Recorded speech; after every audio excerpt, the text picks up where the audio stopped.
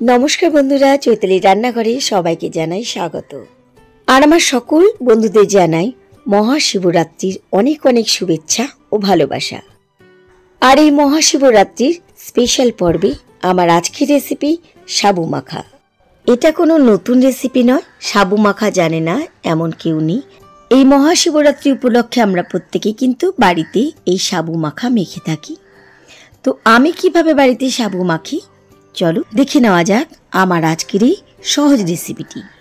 সাবু মাখা বানানোর জন্য প্রথমে এখানে নিয়েছি আমি ছোট দানা 100 গ্রাম সাবু।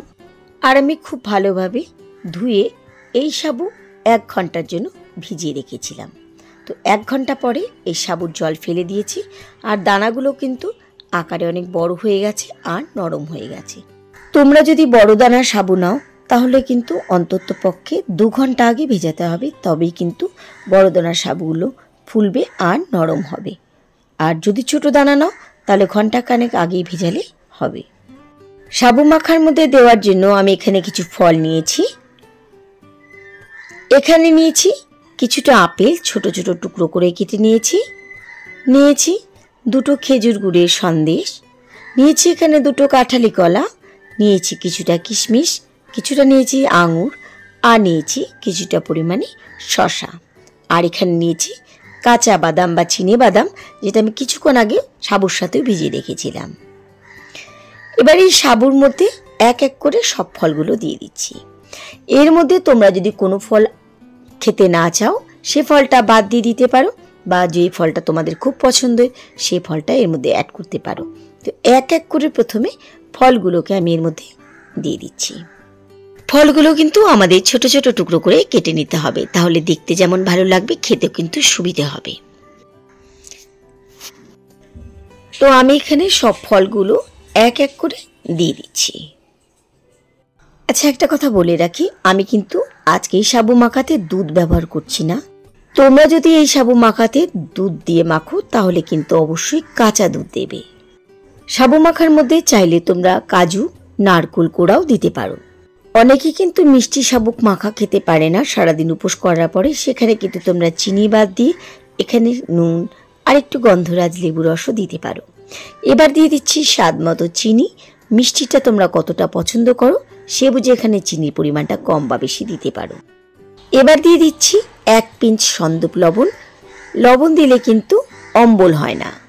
অনেকে কিন্তু সাবু মাখা খেলে অম্বল হয়, তবে যদি একটু লবণ দিয়ে মাখো তাহলে কিন্তু অম্বলের সম্ভাবনা থাকে না। এবার কলাগুলোকে প্রথমে ছোট ছোট করে টুকরো করে নিচ্ছি, কারণ সাবুগুলো ভিজে খুব নরম ছিল। যদি কলার সমেত ওখানে মেখে নিই তাহলে কিন্তু সাবুগুলো একদম গলে কাদা কাদা হয়ে যাবে। তাই কলাগুলোকে প্রথমে একটা থালার মধ্যে আমি ভালোভাবে চটকে নিচ্ছি।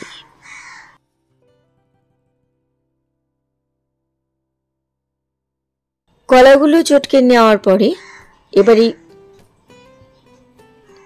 মাখা কলা আমি দিয়ে দিচ্ছি সাবুর মধ্যে। এবার দিয়ে দিচ্ছি দই। এটা আমার ঘরে পাতা টক দই, খুব একটা টক নেই বলে আমি এখানে দিচ্ছি। তোমরা এখানে টক দই জায়গায় মিষ্টি দই দিতে পারো। খুব ভালোভাবে এবার সবকিছু একসাথে মেখে নিচ্ছি। আমের সময় মাখলে তোমরা এখানে ছোট ছোট টুকরো করে আম দিতে পারো, তাতে কিন্তু খেতে আরো বেশি ভালো লাগবে। খুব ভালোভাবে সবকিছু একসাথে আমি এখানে মেখে নিচ্ছি।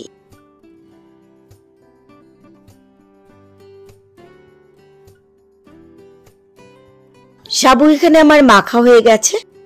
যদি মনে হয় তোমরা একটু পাতলা খেতে চাইছো তাহলে এর মধ্যে একটু দুধ বা একটু জল মিশিয়ে নিতে পারো। তবে আমি যেহেতু টক দই দিয়েছি এখানে, সেজন্য আমি আর দুধ ব্যবহার করছি না। একটু পাতলা করার জন্য আমি এখানে দিয়ে দিচ্ছি খুব সামান্য পরিমাণে জল দিয়ে আর একটুখানি মেখে নিচ্ছি। আর আমি আগেই বললাম যে এটা আমার ঘরে পাতা টক দই, খুব একটা টক নেই, তবুও কিন্তু আমি এখানে জল দিয়ে মেখে নিচ্ছি। তো সাবু মাখা কিন্তু আমার হয়ে গেছে।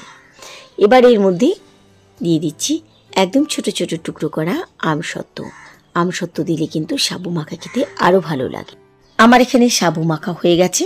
তোমরা চাইলে এটা সাথে সাথে খেতে পারো বা ফ্রিজে রেখে একটু ঠান্ডা করে তারপরে খেতে পারো।